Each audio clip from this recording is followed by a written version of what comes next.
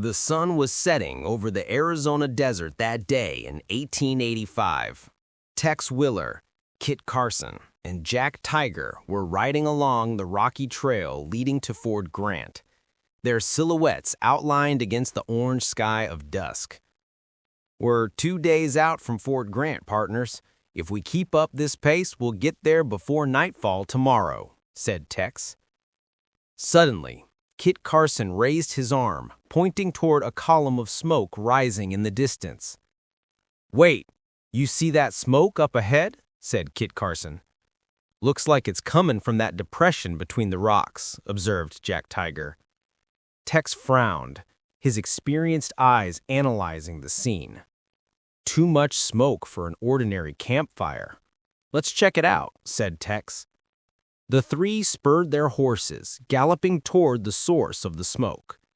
When they arrived, they were met with a terrible sight: a wagon, in flames, and two bodies lying on the barren ground. "Good Lord, an ambush!" exclaimed Kit Carson. Tex quickly dismounted, approaching the bodies while Kit and Jack stayed alert, scanning the surroundings for any sign of danger. "Keep an eye on the trail. The killers might still be nearby," said Tex. The ranger knelt beside the first body, turning it over carefully. It was a middle-aged man dressed in simple traveling clothes, but what Tex saw on the man's neck made him shiver. "What the devil?" muttered Tex. Deep strangulation marks encircled the man's neck. Next to the body, a red scarf was neatly folded, as if deliberately left behind. This man was strangled. "And look at this, a red scarf left as a calling card," said Tex, holding up the crimson cloth. Jack Tiger examined the second body, a woman in her 30s. His eyes narrowed as he noticed the same marks on her neck. "This one too. Same marks and another red scarf," said Jack Tiger grimly. Kit Carson searched the burned wagon and noticed something strange. "They didn't take anything before setting it on fire. The luggage is still here," said Kit, puzzled. Tex stood up, holding the red scarf between his fingers as he thought. "Then it wasn't robbery. These killers murder for another reason, and they leave a signature," said Tex. He began studying the ground, reading the faint signs in the sand. 5 horses, headed north, toward the Red Rock Hills," said Tex. The 3 men exchanged grave looks. They knew what had to be done. "Let's bury them before we go. They deserve a decent resting place," said Tex. As the sun disappeared below the horizon, Tex, Kit, and Jack Tiger dug 2 simple graves. When they finished, Tex removed his hat and spoke a few solemn words. "May the Lord receive these innocent souls, and may we bring their killers to justice," said Tex. They mounted up again. Night had fully fallen. "We'll camp here tonight. Tomorrow, we follow those tracks before heading to Fort Grant." "Fort Grant can wait. Those killers can't," said Kit Carson with determination. Later that night, sitting around a crackling campfire, the 3 discussed the grim discovery. Jack Tiger stared into the flames, deep in thought. "I've seen marks like that before. My people have old stories about stranglers who killed this way," said Jack. Kit Carson turned to him, intrigued. "What kind of stories?" Jack took a slow breath before answering. "They were servants of dark gods. They believed every death was a sacred sacrifice," said Jack Tiger. "But that's ancient history, isn't it?" asked Kit, a trace of hope in his voice. Tex poked the fire with a stick, his face lit by the dancing light. "It should be, but evil has a way of returning when we least expect it," said Tex darkly. At dawn, the 3 rangers were already following the trail toward the Red Rock Hills. The tracks were clear, 5 horses, no effort to hide them. "The trail's fresh. They're leading us straight to the hills," said Kit. They reached a narrow canyon, its rock walls rising steeply on both sides. Tex raised his hand, signaling the others to stop. "Careful, this canyon's perfect for an ambush," said Tex. They advanced cautiously, weapons ready, eyes scanning every shadow, but no attack came. Emerging from the other side, they spotted a small settlement nestled among the hills. "Red Rock. Didn't know there was a town here," said Kit. "Too small for be on the maps. Maybe 20 people at most," said Tex. As they drew closer, an uneasy silence hung over the place. No movement, no voices, nothing but stillness. "Too quiet. Where is everyone?" said Kit. "Something's wrong," said Tex, his hand instinctively moving to his gun. They stopped in front of the saloon, the only two-story building on the main street. "Let's try the saloon. If anyone's here, that's where they'll be," said Tex. They dismounted and tied their horses. The saloon doors swayed gently in the wind. Tex pushed them open and stepped inside, followed by Kit and Jack. The place was a mess. Overturned chairs, shattered bottles, tables smashed. "Looks like there was a fight, or worse," said Kit softly. Tex approached the bar, noticing dark stains on the wood. He touched them and examined his fingers. "Blood. Fresh," said Tex. A sudden creak came from the back door. The three men spun around, guns drawn. "Who's there? Come out with your hands up!" ordered Tex. The door opened slowly, and an old man stepped out, hands trembling violently above his head. "Don't shoot! Please, don't shoot!" he begged. Tex lowered his weapon slightly, recognizing genuine fear in the man's eyes. "Easy, old-timer. We're not here to hurt you. I'm Tex Willer, Arizona Ranger," said Tex calmly. The old man's eyes widened. "Tex Willer? Thank the Lord! I thought you were them coming back!" cried the old man, his voice breaking with relief. "Them? Who?" asked Kit. The old man staggered forward, leaning on an overturned table. His face was pale, his eyes bloodshot from sleepless nights. "The Stranglers! They came 3 nights ago, killed the sheriff, the blacksmith, 2 farmers, all strangled with those cursed red scarves," said the old man, his voice shaking. Tex leaned closer, his face grim. "How many were there? Where did they go?" asked Tex. 5 men, all dressed in black, red scarves around their necks. Their leader, he had the eyes of a madman," said the old man, shivering. "And the rest of the townsfolk?" asked Jack Tiger. The old man lowered his head, tears streaming down his wrinkled face. "They took them all, men, women, even the children," said the old man. "Where?" pressed Jack. He raised a trembling hand toward the mountains. "To the old caves in the mountains. There are stories about that place. Bad stories," said the old man. Tex turned to his companions, urgency in his expression. "We have to move fast. Every minute counts," said Tex. "We're 3 against 5, and we don't know what's waiting in those caves," said Kit. "Then we'll have to be smarter.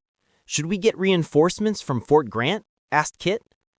"There's no time. Those people might not last that long," said Tex.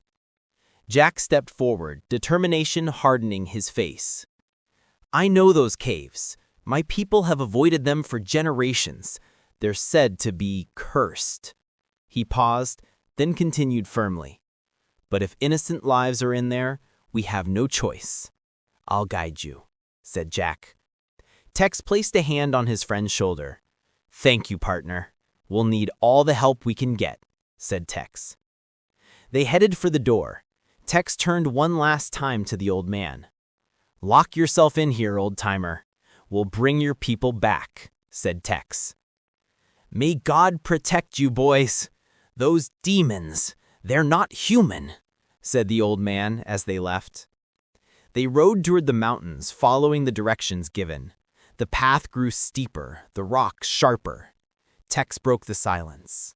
"Tell me more about these caves, Jack," said Tex. Jack gazed at the looming peaks. "They're deep tunnels that run for miles. easy to get lost. My grandfather told stories of warriors who entered and never returned, said Jack.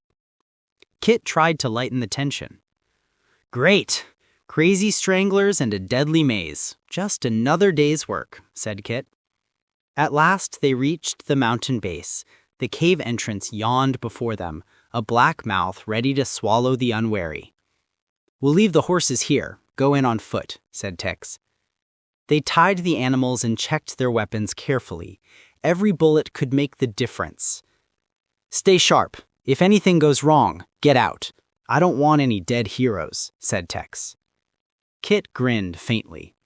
Come on, Tex. You know none of us are leaving you behind, said Kit. They lit torches and stepped into the tunnel. Darkness enveloped them. The rough walls bore strange symbols carved into the stone.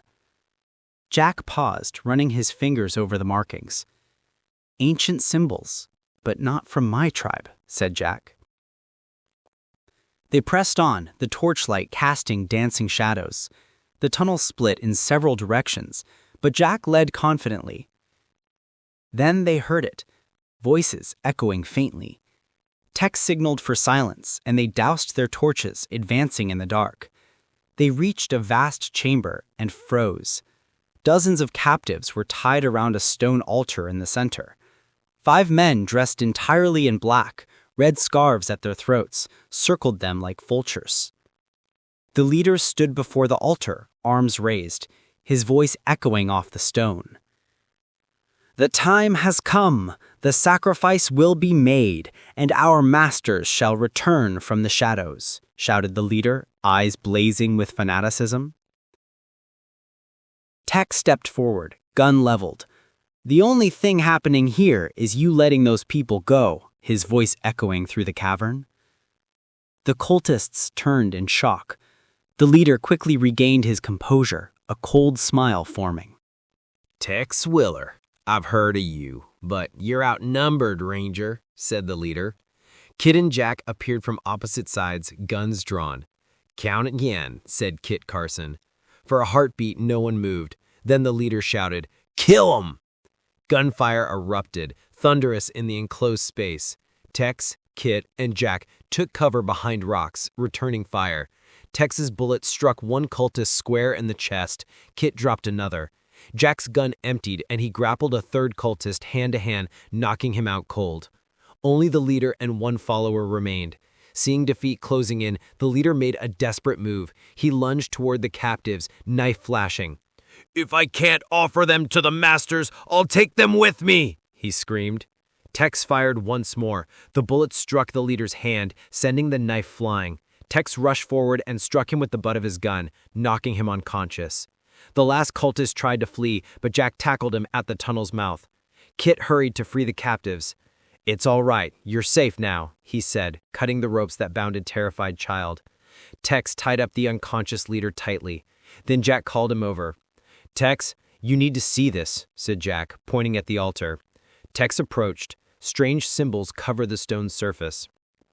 These carvings speak of an ancient cult. They believe strangling victims release their souls to serve dark gods, said Jack, translating the marks. Tex looked at the leader, a mix of anger and pity in his face. Blind fanaticism.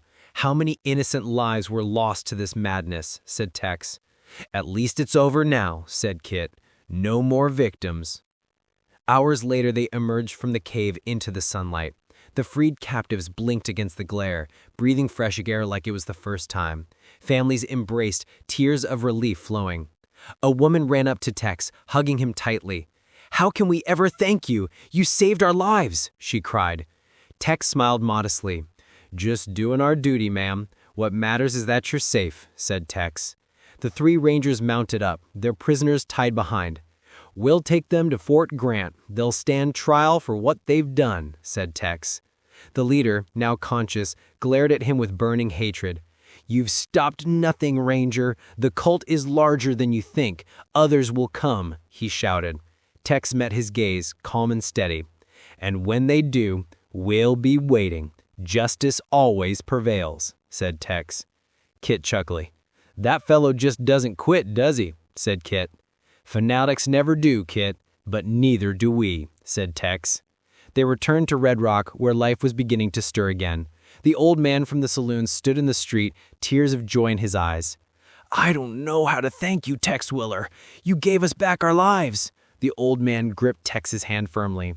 "Rebuild your town. Live in peace. That's all the thanks we need," said Tex. The three rangers mounted up once more, waving farewell as they rode toward the horizon, the setting sun painting the sky in hues of orange and purple. "Another job done, partners.